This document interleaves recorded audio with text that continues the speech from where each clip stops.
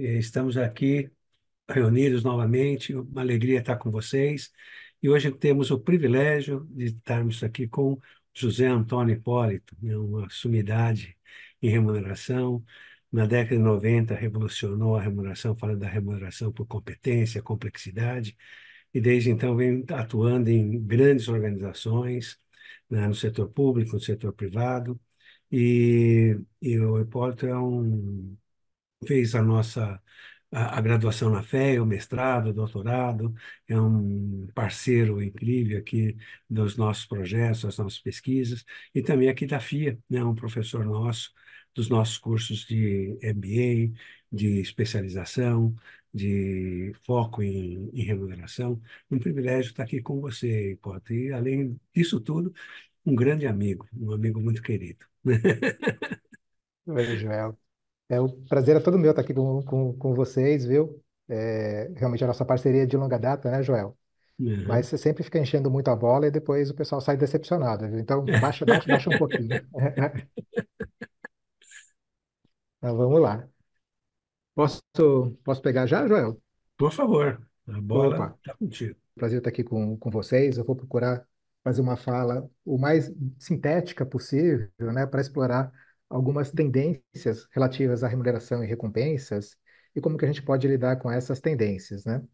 Na verdade, tem como objetivo tentar passar aqui algumas referências, algumas dicas para a gente se posicionar diante desse mundo, né, em constante transformação, né, uma transformação cada vez mais veloz. O Joel já me apresentou, esse slide eu passo, e só recuperando alguns elementos aqui do contexto, né, que é o pano de fundo para a nossa discussão. Né? Primeiro, né, a constatação de que a gente vive uma realidade, um mundo cada vez mais ágil, flexível, né, e que a colaboração é um elemento diferencial como uma forma das organizações responderem a essa volatilidade, a esse dinamismo.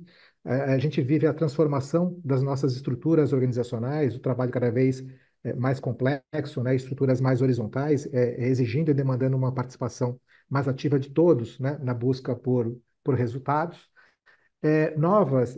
Diferentes gerações convivendo no mesmo ambiente de trabalho, né, e com várias expectativas em relação às suas respectivas organizações, querendo espaço de voz, querendo flexibilidade, né, querendo observar coerência nas práticas de gestão de pessoas e recompensas das organizações, e as organizações, de alguma maneira, procurando responder, né, a esse ambiente, a esse mundo, é, com alguns direcionamentos também, né? Um deles, essa ideia de você gerir com base nos valores, com base em propósito, né? Com base em referências que nos guiam na nossa atuação, né? E na autonomia que a gente tem em atuar em nome da organização. A preocupação crescente das organizações com o seu impacto, né? No passado era muito claro a gente entender que o objetivo das organizações era enriquecer os seus shareholders, né? O dono do capital, né? E hoje a gente vê que as organizações elas têm um propósito, né? Muito maior, que é servir ao seu conjunto de stakeholders, né? Então isso traz uma complexidade enorme para a atuação das organizações e que precisa ser capturada, né? Por meio dos instrumentos práticas de gestão de pessoas, né? Inclusive por meio dos mecanismos de remuneração, e recompensas.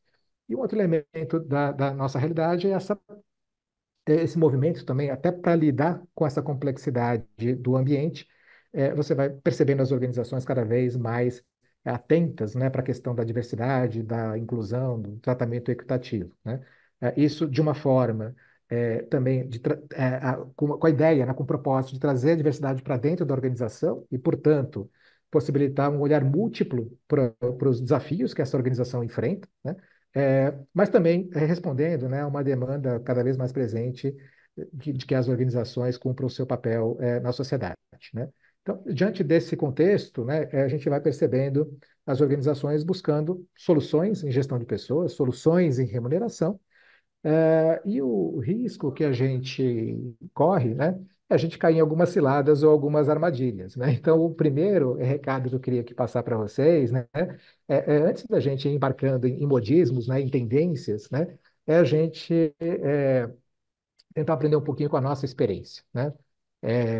E eu lembro, né, com o professor Joel sendo parceiro do professor Joel, lá na década de 90, a gente viveu um movimento parecido, né, Joel, em que Uhum. as organizações elas tinham como referências para cargos e salários, né, uma referência bastante consolidada, que é o modelo funcional, né, o modelo de remunerar as pessoas basicamente em função do seu cargo, né, e o cargo atrelado à estrutura das organizações. A gente projetava as nossas carreiras com base, né, nessa trajetória de ocupar caixinhas na estrutura organizacional, as descrições de cargo, né, sendo feitas de uma maneira muito estreita, né, listando as atividades que as pessoas deveriam executar. E naquele momento a gente via que as pessoas já não executavam mais aquilo que estava nas suas descrições de cargo, né? As pessoas já estavam, de alguma maneira, interagindo com o contexto, assumindo responsabilidades diversas, e se buscou naquele momento novas soluções, né, para a gestão de remuneração e recompensas. Naquele momento, né, uma das referências, a principal referência que estava emergindo, né, e o Joel trouxe isso na abertura, a gente trabalhou junto em cima desse critério, foi a ideia de utilizar competências como uma referência para a gestão de pessoas, em particular, né, também para a gestão da remuneração e recompensas, né? Mas naquela época, né, o conceito de competências para a gestão ainda não estava totalmente consolidado, né? Havia diversas abordagens. E algumas organizações adotaram, né, como abordagem uma abordagem que entendia competências muito mais como um sinônimo de conhecimentos, habilidades e atitudes, né, que a pessoa deveria trazer como bagagem, né, para a organização, do que competência como o resultado da mobilização desse conjunto de conhecimentos, habilidades e atitudes. E tudo bem, né, adotar essa vertente, né, de competências quando a gente trata, né, de processos como recrutamento e seleção, quando a gente trata de processos como treinamento e desenvolvimento, mas na hora que se procurou fazer essa conexão entre competências como conhecimento, habilidade, atitude e remuneração, a gente percebeu uma série de organizações encontrando muita dificuldade, né? E algumas que caminharam nessa direção tiveram que, na sequência, revisitar os seus modelos, né? Porque embarcaram, né, no movimento, talvez sem o devido cuidado, né, sem olhar as bases que sustentam as decisões de gestão de remuneração e recompensas. Então, na ocasião, né, o professor Joel é que, com seu brilhantismo, né, ele conseguiu juntar todas essas ideias, né, num modelo de gestão integrado de pessoas, né, que também conecta com remuneração, um modelo centrado, né, em alguns conceitos como trajetória de carreira, competências e níveis de complexidade, né? Mas a gente não vai aqui discutir esse modelo, né? Mas só queria trazer a ideia de que esse modelo é consequência, né, de um processo de amadurecimento em que, em muitos momentos, resgatou alguns conceitos fundamentais da gestão de carreira, da gestão remuneratória, né? O entendimento de que a remuneração e o avanço na carreira está muito associado a você aumentar o seu nível de responsabilidade, a complexidade de trabalho que você consegue lidar no seu contexto organizacional.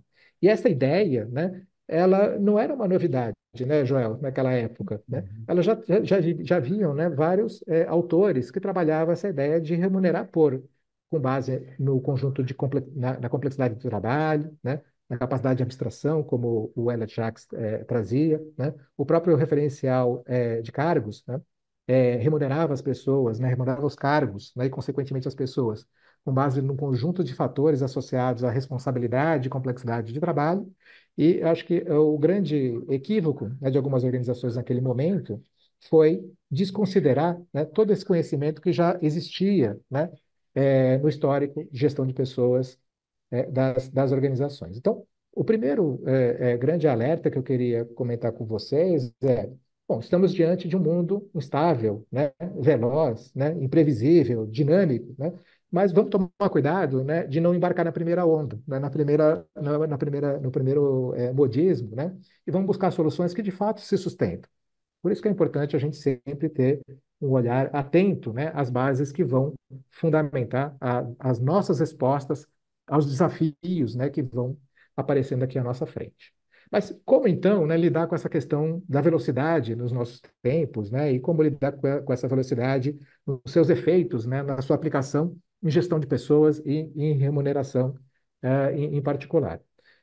O primeiro ponto que eu acho que é importante a gente atentar é que eu devo aproveitar, né, os rituais já existentes dentro da organização. né? Não dá para pensar soluções para a gestão de pessoas que sejam desconectadas de todo o movimento de transformação que essas organizações já vêm vivendo, né? Então, se, por exemplo, se as organizações hoje, né, elas estão se organizando por squads, né? Esses squads têm é, entregas a serem executadas, né? Ter autonomia na execução dessas entregas, mas tem um acompanhamento periódico do desenvolvimento desse trabalho.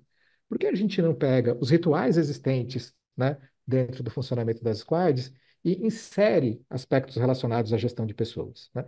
Então, se eu tenho, por exemplo, reuniões trimestrais, né, para fazer o balanço do progresso, por que não usa essas reuniões para celebrar as conquistas também, né? Para realinhar foco, né? Para dar feedback ou feed-forward, né? Ajudar as pessoas no seu processo de desenvolvimento, né? Para discutir se aquele conjunto, né, de pessoas tem as habilidades necessárias para entregar o que precisa ser entregue, e se não tiver, como que eu complemento essas habilidades do grupo? Trazendo uma pessoa nova ou qualificando quem está lá, né? Ou seja, inserir, né, a discussão de gestão de pessoas na dinâmica das organizações, né? Na atual dinâmica das organizações, né? Tanto para efeito também da construção de planos de desenvolvimento, né, quanto para efeito de reconhecimento do grupo, né, reconhecimento dos times, o reconhecimento, né, dos profissionais que compõem esses times, né? Quando a gente fala de reconhecimento, a gente não pode restringir essa ideia de reconhecimento só ao reconhecimento financeiro, né? Mas a própria celebração de uma conquista, né? Uma celebração de atingir um determinado resultado, já é uma forma de reconhecimento das pessoas, reconhecimento do time, né? Todo esse movimento, né, de alguma forma fomentado, né, pela área de gestão de pessoas, que dá suporte a esse processo, e por alguns embaixadores, né, que apoiam a gestão de pessoas lá na ponta, né, principalmente quando a gente fala de grandes organizações. Também suportado por tecnologia, né? Mas acho que é legal a gente entender que a gente está falando de uma dinâmica, né, muito mais flexível na condução do trabalho, no gerenciamento do trabalho, mas que vai gerar informações para tomada de decisão sobre pessoas, né? Agora, que critérios, né, que eu uso para fazer este tipo de acompanhamento? Eu vou fazer, provavelmente, né, eu vou me apropriar de alguns critérios que sempre tiveram presentes na gestão de pessoas, né? Independentemente de como o nosso trabalho vai se compondo, é muito provável, né, que eu vou querer avaliar os profissionais, reconhecer as pessoas em função do seu grau de responsabilidade, da complexidade de trabalhos que ele executa, né? Hoje, a referência que a gente tem é esse tipo de classificação, né? Se ele está exercendo um trabalho de nível júnior, pleno ou sênior, porque esse nível de classificação ele tem a ver com a complexidade, com o desafio, né, com a contribuição. Portanto, né, faz sentido eu remunerar conforme esses níveis de contribuição. Mas eu posso, né, ter descrições mais simplificadas, né? Eu posso usar competências, né? E hoje a gente vê as organizações usando competências de uma forma muito mais resumida, muito mais direta, né? Muito mais clara, muito mais assertiva do que no passado. Algumas organizações, né, utilizam cardápios, né, de competências, dando mais flexibilidade também para o uso desses referenciais no dia a dia, né? Enfim, a gente percebe que há muitas referências, né, que sempre tiveram presentes na gestão de pessoas, provavelmente, né, ainda vão continuar sendo referências importantes nos novos tempos, né? Mas talvez organizadas, empacotadas de uma forma um pouquinho diferente, né? Uma forma mais condizente com os nossos tempos, né? Assim como a gente vive, né, essa mudança na forma como você organiza o referencial de competências para que ele seja mais ágil, né? Apoie a organização a lidar com essas maior complexidade, esteja numa linguagem também, né, mais aderente, né, às novas gerações que vão entrando no mercado de trabalho. Quando a gente vai para a gestão de desempenho, a gente percebe o mesmo movimento, né, o mesmo fenômeno. Sair de referenciais que eram mais estáticos, né, por exemplo, o referencial de você definir meta no começo do ano, né, e só apurar no final do ano, né, aquelas metas SMART, né, para metas mais dinâmicas, né, para usar, por exemplo, o referencial de FAST, né, que é um referencial muito mais aderente aos desafios de organizações que estão inseridas num ambiente de alta transformação. O que é esse Smart e o Fast, né? O Smart é aquela ideia de fazer metas específicas, né, bem definidas, mensuráveis, né, quantitativamente, atingíveis, relevantes, importantes para a geração de resultado, né, para a organização, e que eu possa acompanhar no tempo, né? Então, veja que o próprio conceito de Smart, ele já coloca a régua ali embaixo, né, no atingível, né? Se você olhar e analisar que uma boa parte dos processos de remuneração variável estão relacionados com metas SMART, eu já coloco a meta num patamar que é passível de ser atingido, né? Eu não coloco a régua lá em cima. Então, isso não é condizente, né, com aquelas organizações que estão inseridas em ambientes, né, de transformação acelerada, né, disruptivos, né? Então, eu poderia, ao invés de usar a referência SMART, usar a referência FAST, né, metas que sejam frequentemente discutidas, né, e que eu possa trabalhar com a renovação dessas metas com agilidade, né, ambiciosas, então eu coloco a meta lá em cima, mas o próprio fato de colocar o desafio lá em cima, né, é um fator de mobilização das pessoas. Continua sendo S, né? Continua sendo específica, porque qualquer meta precisa ser bem definida, mas transparente, né? Transparente para que todo mundo possa correr atrás dessa meta para contribuir com os resultados, né? Então, na hora que eu vou mudando essas referências, vai mudando também, né, a forma como a gente remunera, né, os profissionais. Então, sempre eu tive a remuneração variável associados ao cumprimento de metas no final do ano, né? E agora que eu tenho metas que podem ser repactuadas o tempo todo, talvez essas metas não possam ser base para a remuneração variável, né? Então, a gente vê algumas organizações optando por trabalhar a remuneração variável numa forma mais agregada, né, mais coletiva, né, mais ampla, do que numa forma muito desdobrada, né? Até porque há um entendimento de que a realidade muda, né, e eu quero ter a flexibilidade de repactuar esses desafios o tempo todo. A própria lógica, né, do OKR, ela traz essa ideia, né, de repactuar os desafios o tempo todo, né? Mas ela sugere que não haja uma relação direta entre este tipo, né, de referencial de análise de desempenho e a remuneração é variável, né?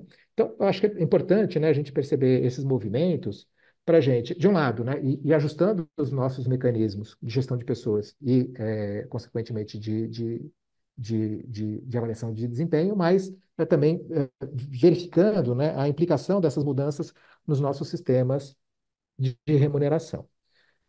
No entanto, né, a gente estaria feliz se a única dificuldade do nosso mundo hoje, né, o único desafio, tivesse associado à velocidade, né?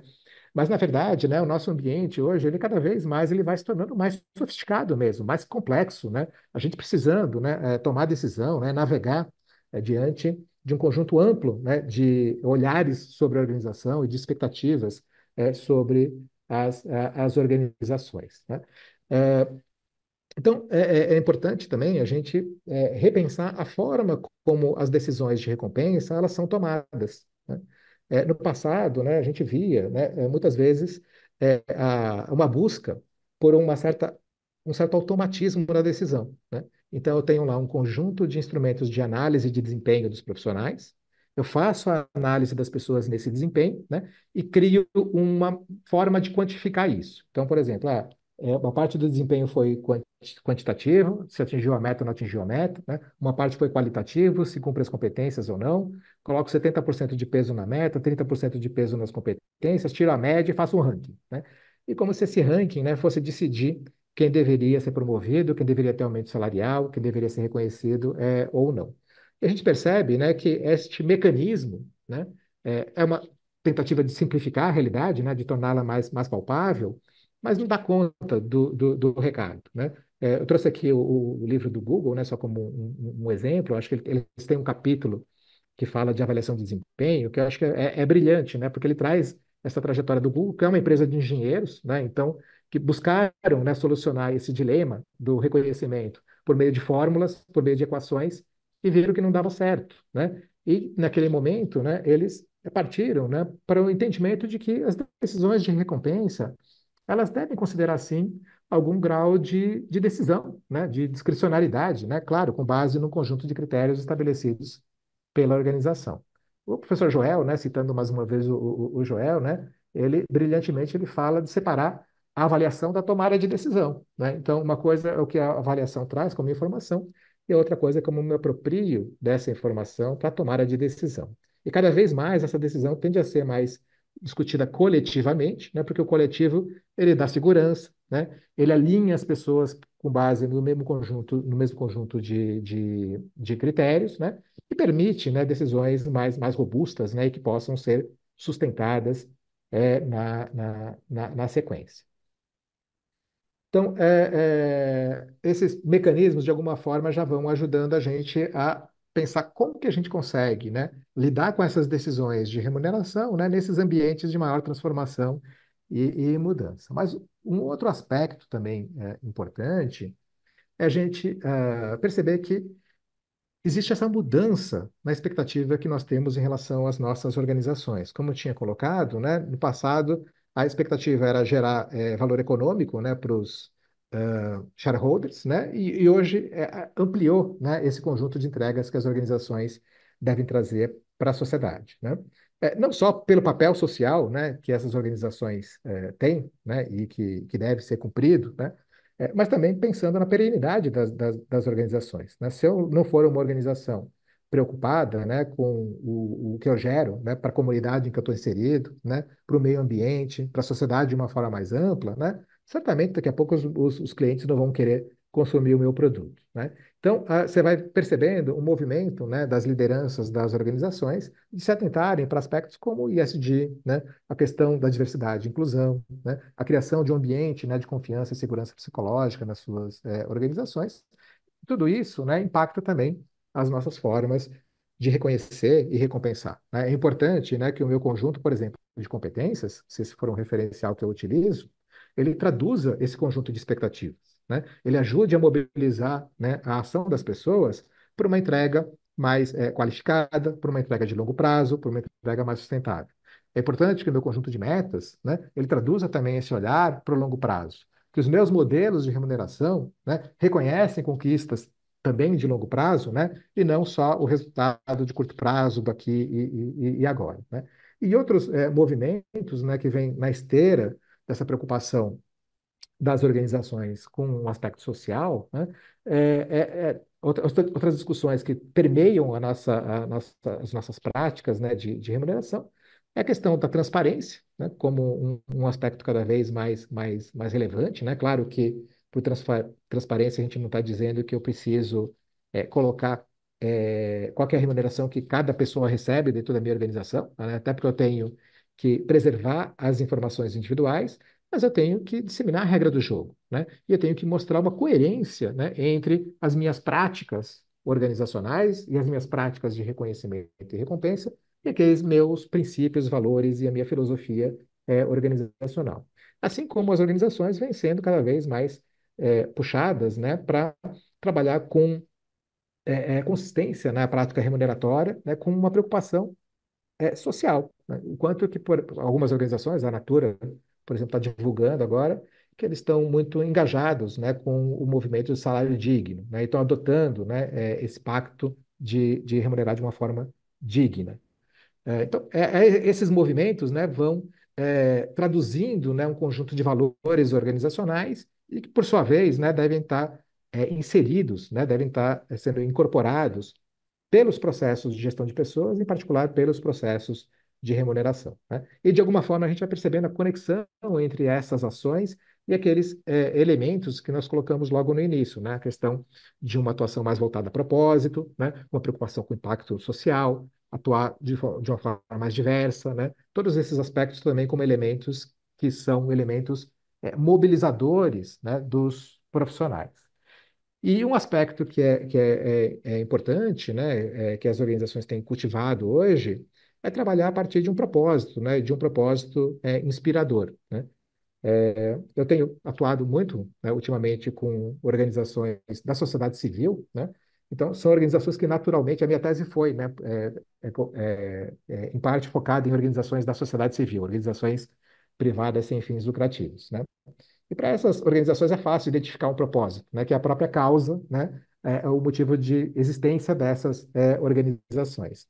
Mas tem várias organizações que não têm necessariamente esse propósito de uma finalidade social, né, mas que também têm causas interessantes, né, e que por isso são capazes de mobilizar um conjunto de profissionais, né. O exemplo que eu mais gosto de trazer é o exemplo da Patagônia, né, que é uma empresa de roupas, né, que fabrica roupas para atividades outdoor, né? A origem da empresa foi justamente, né, a paixão que o seu fundador tem por atividades outdoor, e com o tempo ele resolveu constituir a companhia, né? mas a gente vê que a companhia ela tem nas suas ações sempre, né, uma relação muito forte com esse princípio, né, com esse propósito constituidor, né, com a sua origem. E todas as ações no dia a dia têm uma coerência, né, incrível com essa origem. Por exemplo, né, tem um vídeo interessante do Jim Carter, né, que era VP de pessoas da Patagônia, que ele diz que se algum profissional, né, for preso porque está num protesto, né, em defesa da causa ambiental, a Patagônia vai lá e banca, né, para ele sair, né, para você ver o quanto que essa organização, né, ela tem a causa social como um aspecto relevante, né? E mais recentemente, né, até para reforçar esse conjunto de valores, a, a família detentora, né, do capital da Patagônia doou toda a empresa, né, não é uma empresa pequena, vale 3 bilhões de dólares, né, para a causa de combate à mudança climática, né?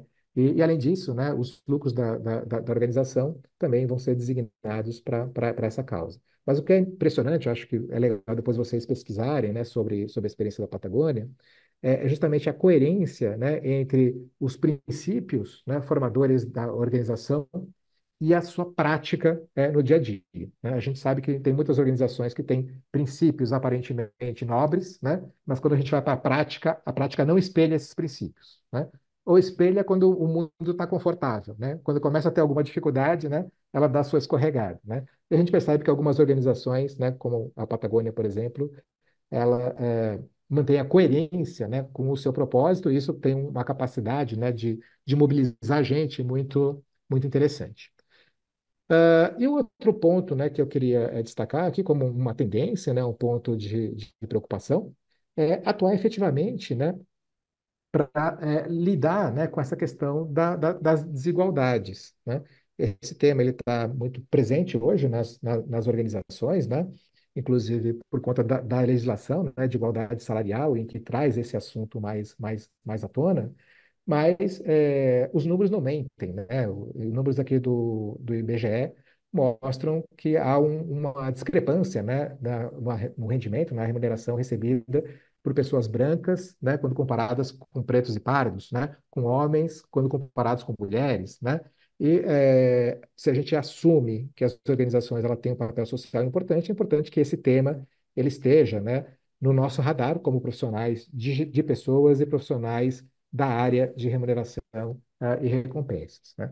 Então, eu deixo aqui a indicação, né, de um artigo que trata desse assunto, né, principalmente da questão da equidade racial, que é um tema que a gente tem se deparado muito ultimamente, e com algumas dicas, né, de como você pode é, trabalhar para diminuir essa desigualdade, como, por exemplo, né, através de um patrocínio, conquistar o patrocínio do Cilevo, de quem toma a decisão, fazer uma auditoria constante dos pagamentos para verificar a consistência, né, do pagamento quando você compara gênero ou quando você compara raça, por exemplo.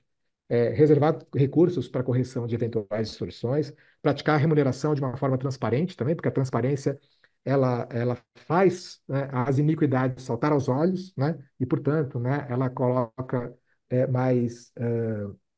Ela impulsiona a organização para ação, né, para corrigir aquilo que ela tem como iniquidade. Limitar o poder discricionário dos gerentes, capacitá-los, né, todo um trabalho de letramento, né, dos gestores, mas também aquela questão que nós discutimos, né, de decisões cada vez mais coletivas, mais colegiadas, né, e uma atuação assertiva, né, e ativa da área de gestão de pessoas ou de alguma área que seja a guardiã desse processo. E para finalizar, né, um outro ponto aqui de atenção é que sempre que a gente for olhar para a remuneração, a gente nunca deve olhar de uma forma fracionada, né? Eu devo olhar, primeiro, qual que é a proposta de valor da minha organização, o que é que ela oferece para as pessoas quererem trabalhar aqui. Então, a questão da remuneração, ela pode ser uma dessas dimensões, né?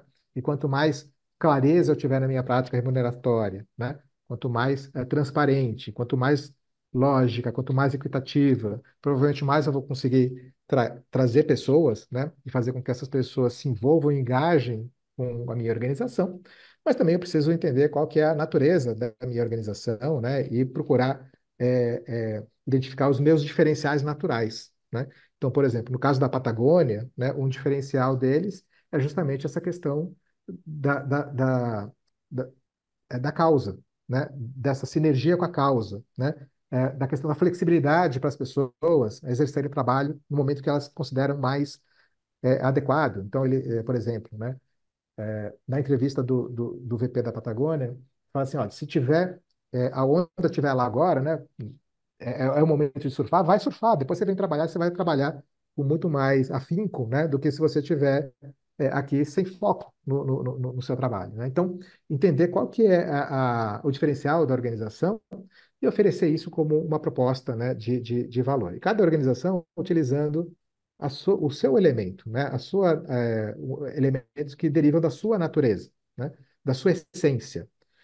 Eu lembro uma vez, né, só falando rapidamente sobre uma experiência, a gente estava construindo, né, um modelo de carreira para uma organização de tecnologia, né, que tinha uma atuação específica, uma tecnologia específica, né.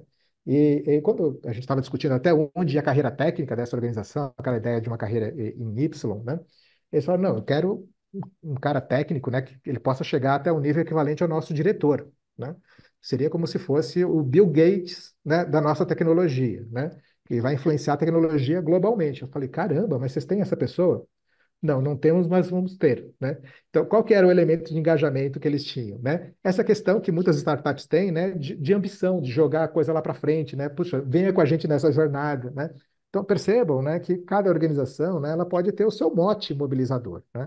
A questão é de eu entender qual que é o mote que mobiliza as pessoas dentro do contexto, da minha organização, e depois arranjar todo o meu sistema de recompensas, né, a partir desse mote, olhando sempre de uma forma, sistêmica. Eu lembro também, uma vez que a gente foi convidado para revisitar o modelo de remuneração variável de uma empresa, e eu pedi, né, dados sobre os outros instrumentos de remuneração que essa empresa tinha, né? A remuneração fixa, benefícios, né, e outros modelos de variável que essa organização tinha. Aí eles olharam para mim e falaram assim, não, mas eu só quero que você revise um modelo de variável de vendas. Por que você está pedindo tudo isso?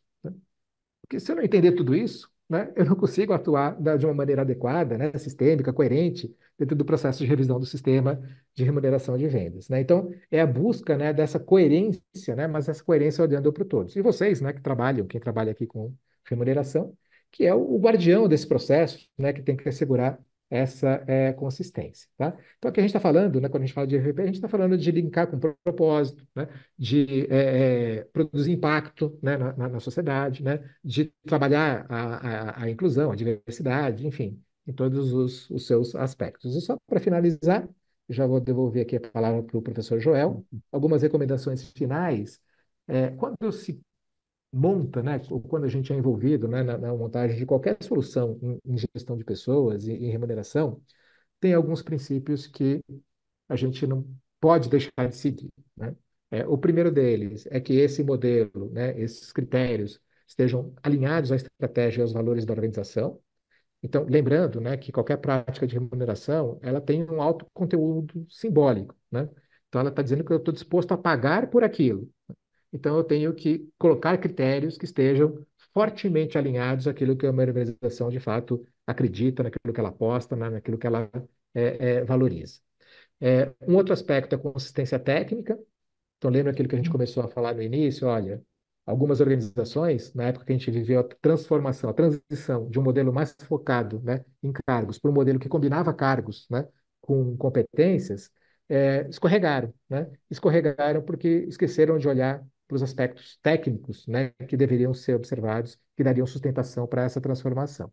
Então, por isso que olhar um pouco para conceitos, né? Olhar para a história, entender as raízes dos modelos de remuneração é importante porque a gente não caia facilmente em armadilhas, em ciladas, né? Dois outros aspectos que são fundamentais para quem trabalha com remuneração, né? É a questão da viabilidade financeira. A gente não pode esquecer que em muitas organizações a folha de pagamento é o principal item de custo dessas organizações.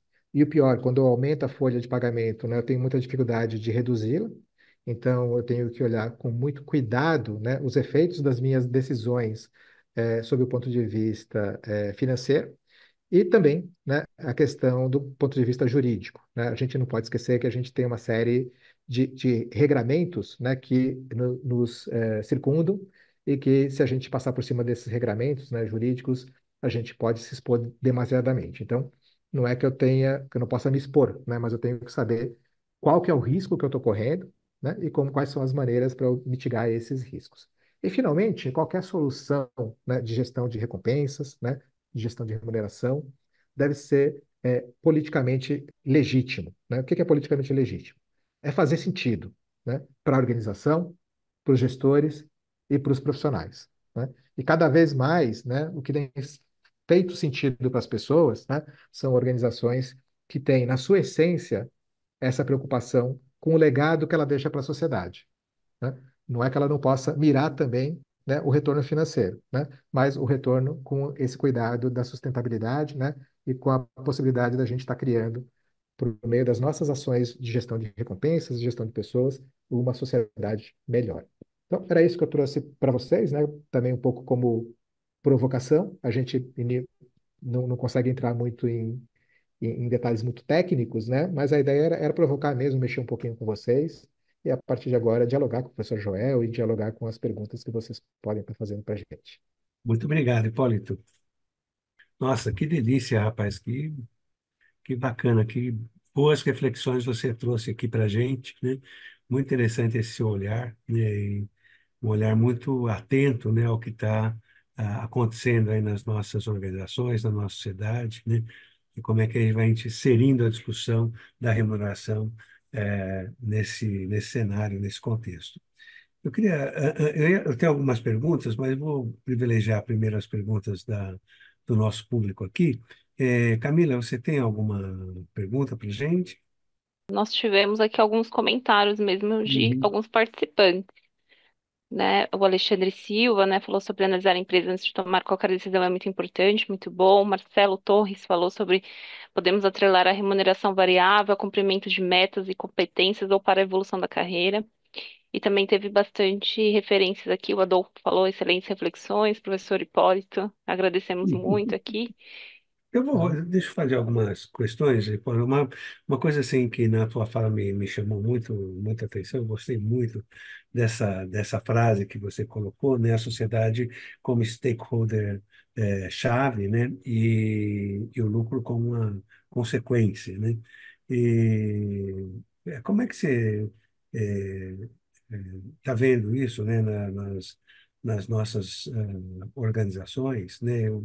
Você tem transitado aí por diferentes organizações, de diferentes tamanhos, e como é que você tem percebido essa questão, essa preocupação nas organizações?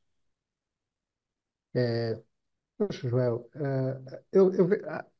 quando a gente olha para a nossa realidade aqui brasileira, né, a gente tem uma realidade muito irregular, né? As organizações são muito Uhum, diversas entre si. uhum, Então, é difícil, né, a gente verificar assim, um movimento em que a gente vê todas as organizações caminhando, né? Até, né, quando, acho que isso é importante até alertar, né, quando a gente vê essas tendências aparecendo, às vezes a gente percebe organizações que estão ainda precisando, né, de referências talvez até uhum, mais tradicionais de gestão de pessoas, de gestão de remuneração, e que de repente querem embarcar na onda, né? Assim, então é isso que está acontecendo no mercado, vamos para esse modelo, né? E acaba quebrando a cara, né? Porque não consegue fazer uma transposição, né? Ou entender que aquele movimento não é para ela ainda, né? E que existem outras soluções mais aderentes à sua realidade. Então, só queria primeiro pontuar que existe uma diversidade, né? Entre uhum, as organizações. Mas, assim, o que eu tenho percebido, e a gente tem transitado, né, Joel, você também, uhum, também com conselhos de administração, e a gente vê, né, principalmente as pessoas que estão atuando nesse nível, com uma preocupação, né, cada vez maior com a questão da perenidade organizacional, né? uhum, E a questão é como que eu consigo construir uma organização que me direcione para a perenidade, né? Então, uhum, se eu não estiver, né, cuidando desses aspectos, né, como a questão do meu impacto na sociedade, meu impacto no ambiente, né, de práticas que sejam mais inclusivas, né, eu vou perdendo a minha capacidade, né, de mobilizar gente, de atrair gente, né, o pessoal que vai chegando no mercado de trabalho, quer ver esse tipo de coerência, quer ver esse tipo de preocupação, né? Quer tá em organizações que de fato estejam contribuindo para um propósito maior. Então, eu vejo que é um movimento, né? E que algumas organizações já pescaram, né, e estão realmente caminhando no sentido de definir ações que, mesmo que tenham um custo imediato, né, vão levar essas organizações para um futuro mais sustentável. Eu vejo outras organizações que, na esteira desses movimentos, ela ouviu falar sobre ESG, vamos inserir aqui nos nossos relatórios de sustentabilidade o ESG, né? Mas é só para constar, né? Então, Uhum. aquela ideia do greenwash, por exemplo, né? E até já ouvi diversity wash, né? Então, que eu finjo, né, que a diversidade é uma causa para mim, né? Mas eu não trabalho de fato, né, nessa causa, né? Porque dá trabalho, né? Então, Uhum. a gente vai percebendo um pouco pelo menos a minha sensibilidade, viu, João? Um pouco de tudo, né? Mas eu Uhum. costumo ser otimista, né? Então, se eu estou vendo a sociedade caminhando nessa direção, né, e se eu acredito que essa direção é uma direção de fato, né, mais sustentável, eu acho que a gente tem também como influenciadores, né, Joel, ajudar as organizações a de fato caminharem nessa direção. Eu não sei se você tem uma Perfeito. visão parecida. Não, perfeito. Nossa, lindo, Hipólito. Muito obrigado. Obrigado, Joel. Mas Deixa, a Camila, deixa eu... posso fazer um comentário só, Por Joel? favor. Na fala anterior da Camila, né, ela falou rapidamente assim da questão de metas e competências, né? Metas mais para o variável e competências mais para o fixo, né? Foi mais ou menos isso que eu entendi, Camila. Eu acho que eu queria só pegar o gancho desse comentário, porque há algum tempo atrás, né, a gente percebeu, né, que as organizações muitas vezes misturavam, né? Eu estou voltando um pouco porque é só para mostrar quão importante é, né, a gente ter bons conceitos, né? As organizações misturavam a questão de qual instrumento de avaliação eu uso para carreira, né, e qual instrumento eu uso para remuneração variável, né? E quando eu misturo, né, eu posso, mais uma vez, cair em equívocos, né? Então, eu já vi organizações, por exemplo, que pegavam o referencial de competências, que é um referencial que tem subjetividade, né, que é qualitativo, né, e representando 30% da remuneração variável, por exemplo, e outros 70% sendo com base em metas e objetivos, né? O que que acontecia com a parte qualitativa? Quanto pior o desempenho quantitativo da empresa, mas os gestores avaliavam as pessoas bem no qualitativo, né? Porque não queriam prejudicá-las na sua remuneração variável, né? Então, no fundo, você tinha um resultado qualitativo que não representava a realidade, né? Então, eu tenho que tomar um pouco de cuidado, né, para não cair nesse tipo de cilada, nesse tipo de armadilha, né? Agora, é claro, né, que esse exemplo, né, é um exemplo mais geral, né? Porque conversando com algumas empresas, eu já vi organizações que trabalham o qualitativo também para o variável, e os gestores continuam sendo bastante rigorosos e rígidos no qualitativo, né? Então, isso por causa de uma cultura, por causa da formação desses gestores. Então, também tomar cuidado para a gente não enquadrar as coisas de uma forma tão seca, né, nas caixinhas, né, mas entender um pouco melhor o contexto e a cultura de cada organização. Isso, temos algumas perguntas no chat. Eu vou falando aqui na ordem das perguntas. A Andrea perguntou: qual a melhor forma de engajar os sócios, conselhos sobre a importância de inovar a gestão de remuneração?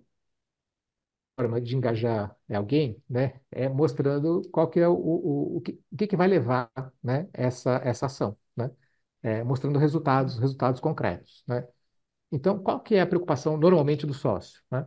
Puxa, quem está no nível estratégico, o olhar é o olhar para a sustentabilidade, para a perenidade, para a continuidade de resultados, né? Então, eu mostraria, né, na linguagem dos sócios, né, como que as ações de remuneração podem contribuir para levar essa organização para cumprir esse propósito de sustentabilidade no longo prazo. Tudo bem? Perfeito. Não sei se o Joel quer complementar, né? Mas eu acho que a saída é por aí, né? Sempre falar a Perfeito. língua, né? De quem a gente quer influenciar, né? Mas mostrando, né, que os nossos modelos, né, de gestão de remuneração e de pessoas de uma forma geral, eles têm muita força, né, na possibilidade de orientar a organização naquela direção, né? Desde que eu desenhe o modelo adequadamente, né, e passe as mensagens corretas. Perfeito. Muito obrigado, Hipólito. É. Temos mais uma, agora para você, professor Joel. É, Professor Joel Dutra, sobre as armadilhas de carreira, como evitá-las? né, nas nossas pesquisas, a gente foi observando alguns equívocos naturais das pessoas, né? E a gente elencou quatro grandes armadilhas ou quatro grandes equívocos, né? Então, um que a gente chamou caminho, beco sem saída, né? A pessoa vai se especializando, a área dela vai se perdendo e aí ela tem que fazer uma transição. Outra situação é de insatisfação profissional, quer dizer, a pessoa não gosta do que faz e não tem coragem, às vezes, de pedir demissão, e isso vai minando a relação dela com a organização. O outro é caminho errado, né? Na maior parte das vezes foram bons profissionais técnicos que foram para carreiras gerenciais e realmente não se encontraram nessas carreiras, e outras pessoas que foram entrar em empresas com sérios problemas, foram tocar essas empresas como salvadores da pátria e acabaram enlameados na empresa, então, na sua carreira, né, com a empresa, e aí perderam a sua credibilidade profissional, né? Em todos esses casos, o que nós percebemos é que as pessoas não olharam para elas olharam para as iscas, né, que estavam nas armadilhas, né? E o que nós temos verificado que a melhor alternativa, né, para você evitar, né, cair numa armadilha é exatamente você olhar para você, né, o que que você gosta, o que você quer, né, e o quanto que aquela proposição, né, da organização vai ao encontro das suas expectativas, de como você se vê, né? Então, eu acho que esse é sempre o melhor antídoto, né? A gente olhar para a gente, né? E percebermos o que nós queremos e sermos honestos, né? Conosco mesmo, né? Mas obrigado pela pergunta, Marcelo. Joel, posso me atrever Claro, a por favor. complementar a sua fala? Porque você explorou bastante a questão da pessoa, né, olhando para sua carreira, e ela mesma tem que ser a tomadora de decisão, a protagonista, né? Mas a organização também, né, pode ajudar as pessoas a não caírem nessas armadilhas na medida em que criam, né, critérios que são consistentes, né, que são lógicos, que são claros, né, que ela consiga manter ao longo do tempo, né, que sejam associados aos seus valores e à sua filosofia organizacional, sejam transparentes. Então, alguns dos elementos que a gente foi explorando aqui também vão ajudar, né, as pessoas a não escorregarem, né, nessas cascas de banana aí e ir para o caminho errado. Um ponto, né, eu acho que é importante em termos de remuneração, e a gente vê isso muito na discussão da carreira em Y, por exemplo, pessoas que optaram por ir para a carreira gerencial só por uma questão de reconhecimento financeiro, né, e deixar, né, o lado técnico, sendo que ela tinha muito mais vocação para o lado técnico, né? Uhum. É claro que não necessariamente eu vou ter até uma possibilidade de remuneração técnica, necessariamente até o último nível da carreira de gestão, né? Mas quando eu considero que são níveis equivalentes de responsabilidade e complexidade, eu deveria ter práticas remuneratórias também equivalentes, né? Uhum. Porque qualquer diferenciação aqui, né, pode fazer com que a pessoa ela vá para o outro lado, né?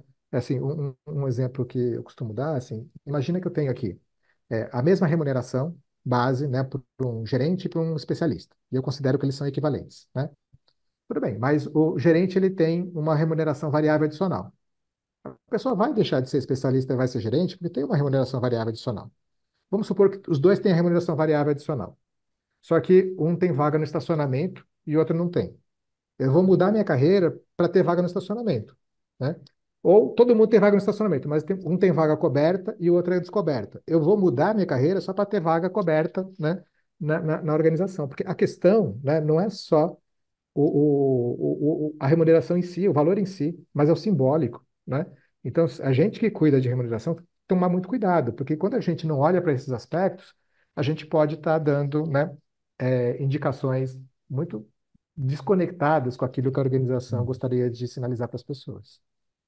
Desculpa, só para complementar na sua fala que você estava falando agora, professor Hipólito, nós tivemos aqui um comentário de uma pessoa que trouxe esse exemplo, né, do que falou que a Ana, né, falou que podemos complicar um pouco, agregando a dificuldade de encontrar pessoas que queiram desenvolver carreiras técnicas. Ela falou que trabalha numa metalúrgica no Senai, e o Senai da região não conseguiu fórum para iniciar um curso de soldagem. complementando um pouquinho a esse comentário que tivemos aqui antes dessa tua fala. Então, já teve alguns comentários fazendo um cruzamento. Obrigada. Legal, Camila. Obrigado. Posso passar para mais uma pergunta? Sim, por favor. A Ana Lúcia, ela perguntou: considerando o regramento salarial do CLT dificultando remunerações tão variáveis, poderia refletir sobre as limitações das empresas públicas em lidar com empregados com baixo desempenho e quais as possíveis alternativas? Puxa vida, são duas questões, né? A questão É, da SLT e a questão da empresa pública, né? Esse, são duas, Vamos, isso. vou escolher da empresa pública. Vamos lá.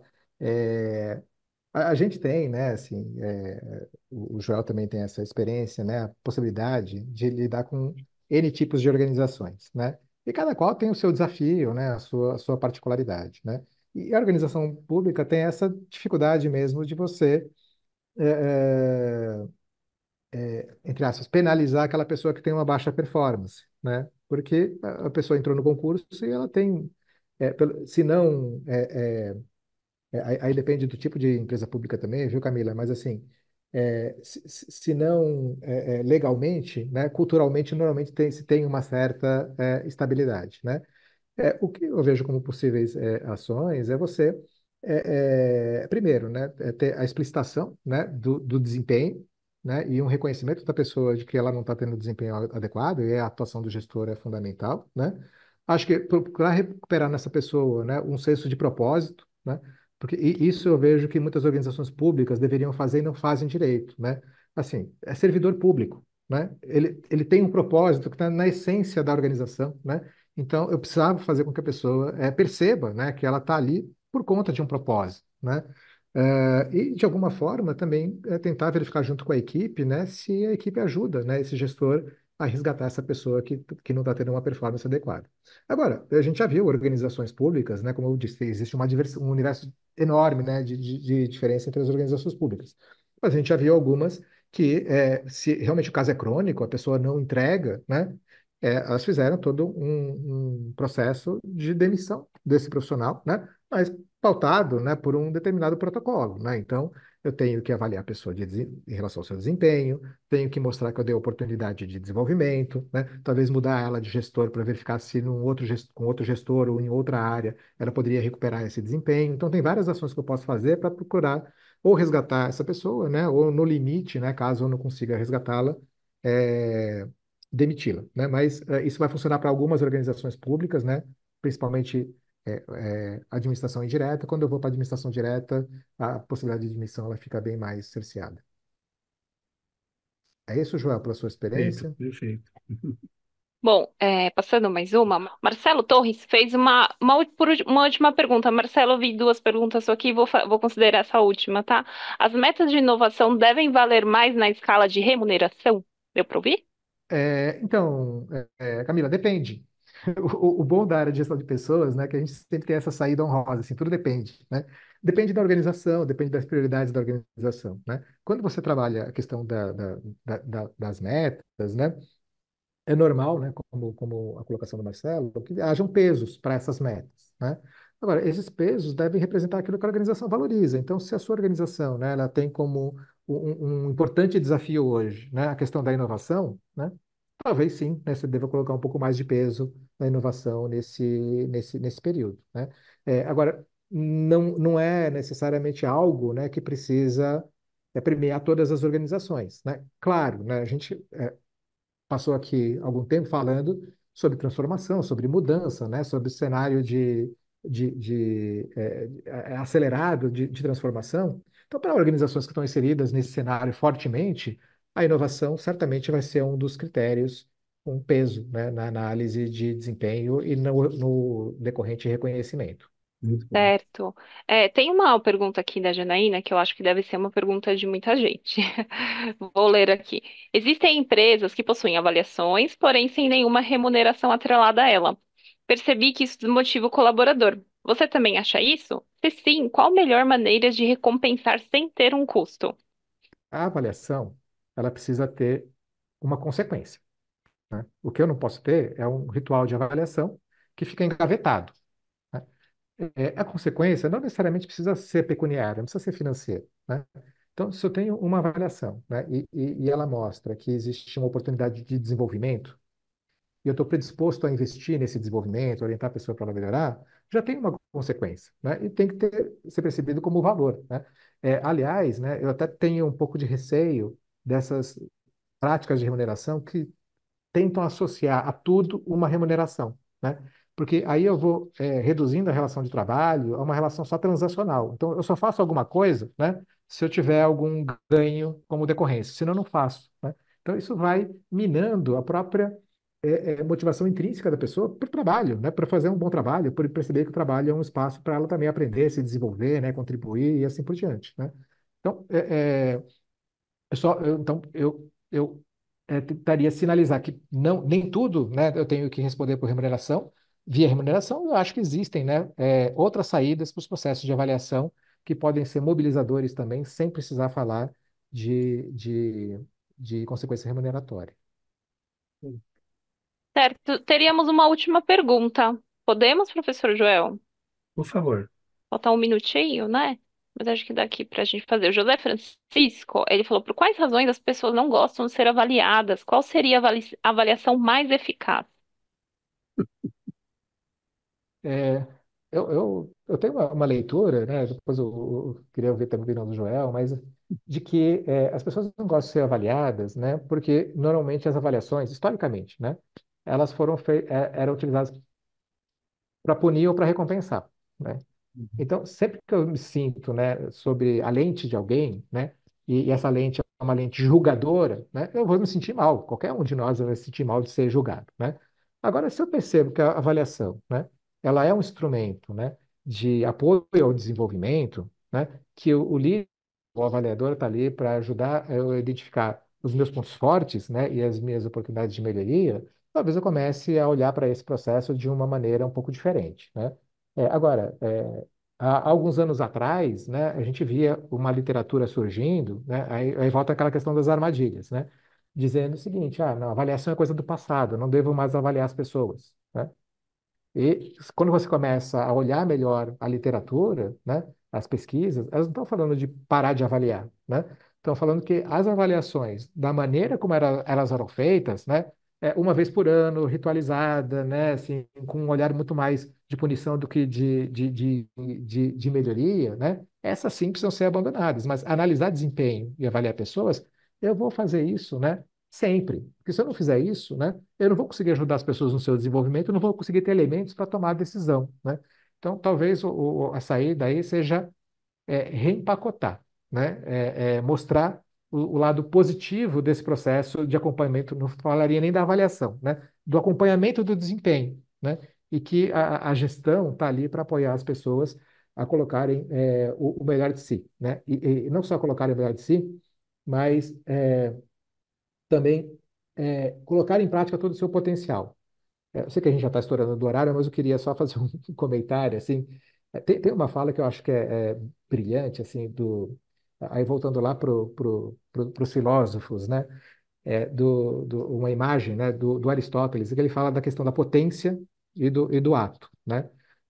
E que é, de alguma forma, né, a gente está aqui no mundo, né, com o propósito, aí é ética aristotélica, tá assim, com o propósito de colocar, né, todo o nosso potencial em ação, fazer, né, com que o nosso potencial de fato se concretize. Então, imagine uma semente, né? A semente não é uma árvore ainda, é uma árvore em potencial, né? Mas ela vai se realizar plenamente quando ela se transformar numa árvore e florescer, né? Então, é isso que a gente deveria buscar, né? Então, eu entendo, né, que o espaço do trabalho, né, é um espaço que também a gente pode florescer. A gente deve buscar, né, porque a gente investe, né, dedica uma boa parte do nosso tempo na atividade profissional também. Então, se eu não olho para o trabalho dessa maneira, né, certamente eu vou ser infeliz, profissionalmente, né? O acompanhamento do desempenho, né, ele ajuda nisso, né? A eu perceber as minhas potencialidades, as minhas dificuldades, né? E eu vou ter alguém, né, ou uma organização que pode estar me apoiando, né, a colocar para fora todo esse meu potencial. Enfim, é nisso que eu acredito, Camila. Nossa, muito bacana, hein, Muito bonito. Uma bela reflexão. Muito bacana mesmo. mas a gente está aqui no nosso limite do tempo, né? E eu queria agradecer mais uma vez aqui o Hipólito, um privilégio, uma delícia estar aqui com você no quadradinho ao lado aqui, Hipólito. Uma delícia, uma delícia. E agradecer muito aqui a Camila aí pela força, pela atenção, né? A Camila se dedicando aqui a esse suporte a gente aqui. Obrigado, viu, Camila? E Eu que obrigado a agradeço. todos vocês que participaram aqui com a gente, né? Uma alegria estar com vocês. Espero que a gente tenha contribuído aí para as suas reflexões. Eu adorei aqui, eu estou em êxtase aqui com, com essa oportunidade. Hipólito, mais uma vez, muito obrigado, viu? Imagina, eu que agradeço o convite, o espaço, né? E Camila também, puxa, obrigadão aí pela mediação, né? Pelo apoio. Um abração para todo mundo. Obrigado, gente. Valeu, obrigado. Um grande abraço a Obrigada, todos. gente. Boa noite para todos. Obrigado, Hipólito. Boa noite, obrigado.